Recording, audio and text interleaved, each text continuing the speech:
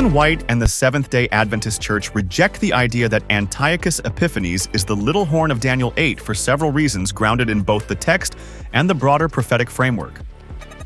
First, the prophecy describes a power that grows exceedingly great, surpassing both Media Persia and Greece in influence and scope.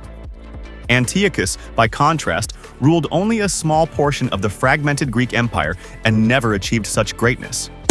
His reign was brief and regionally limited, not matching the scale described in the prophecy. Second, the little horn's actions and timeline do not fit Antiochus. The prophecy outlines a power that extends its influence to the end of time and is ultimately destroyed by supernatural means, whereas Antiochus died in 164 BC without fulfilling these end-time characteristics.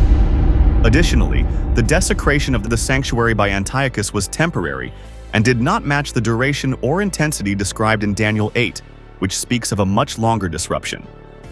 Third, Adventist interpretation sees a strong parallel between the little horn in Daniel 7 and Daniel 8, identifying both as Rome, first pagan, then papal, rather than Antiochus.